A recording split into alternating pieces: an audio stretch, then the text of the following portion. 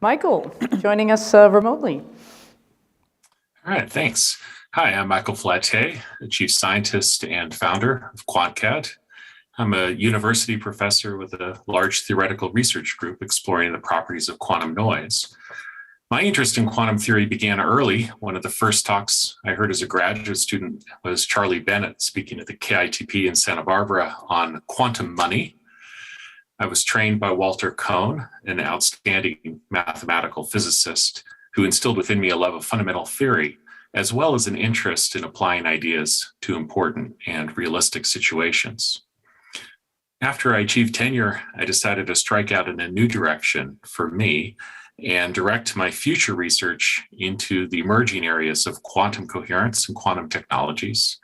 And as a result, my work focuses on connecting the fundamental aspects of quantum theory to the development of practical quantum devices.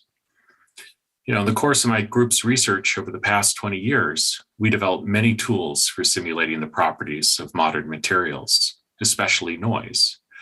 I founded QuantCAD with an initial goal of securing the exclusive license to these tools, knowing they were of interest to other academics, as well as to government labs and to industry.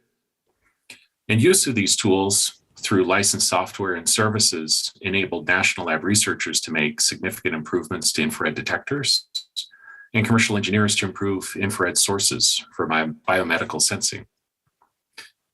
Now, events such as this Quantum Summit and programs such as Duality show how the interest in and market for quantum devices is rapidly growing, making the timing right to address quantum noise with microscopic simulation tools. So joined by my teammates at QuantCAD, we're working to enable the growth of quantum technology through the creation and distribution of noise solutions in a fair and equitable manner. Great, thanks, Michael. So we've also heard a lot today about Duality and the mentor program and how people are getting advice in this space and continuing to drive success. So I was thinking we'd actually go clockwise here on this one and start with Michael. I'm curious, who have you sought out for advisors and maybe a couple of the key learnings from them?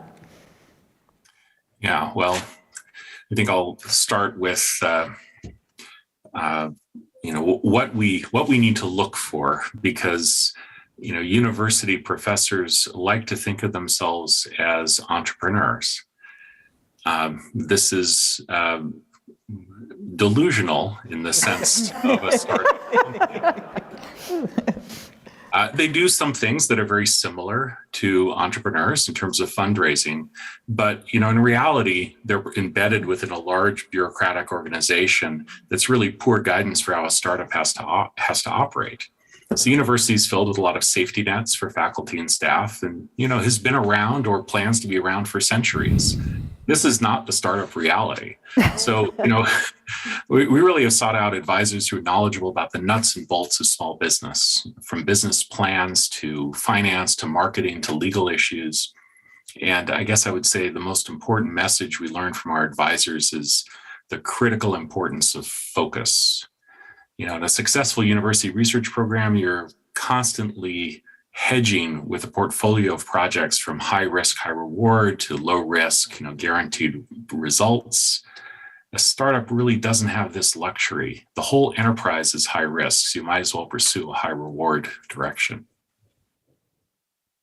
Great, thanks, Michael. I love the focus of everything you said there. I think that's the key one that I am constantly coaching my team on.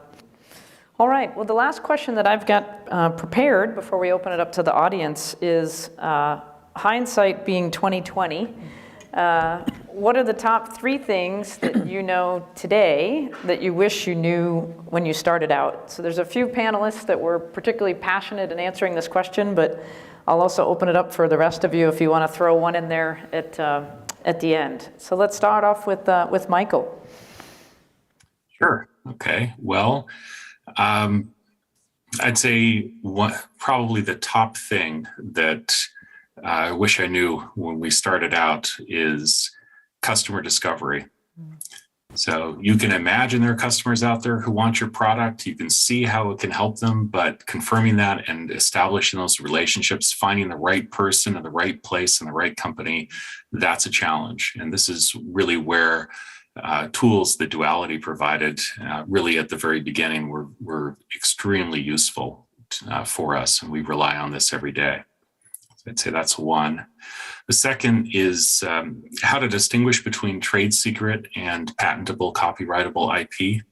You know, there's some things that you are going to disclose and protect, and there are other things that there's just no point. You just have to hide it, and figuring out where that division is, how you communicate what you can provide without giving away the store. That's an art. And then I guess the third thing I'd say is how are companies assessed from the outside? So, you know, we're learning this, and this is, again, a place where duality is providing extremely useful feedback, as Pranav has mentioned, but there's a lot more to learn because being able to look in the mirror is always a challenge. So Great. those are the 3.2. Great examples. Great. Well, I think at this point, we're going to open up to questions to the audience. So are there any questions in the room? Hi. How would you describe your companies in 5 words? In 5 words. And Michael? Information, not noise. That might be the winner. Great question. All right, are there any other questions in the room? One back here.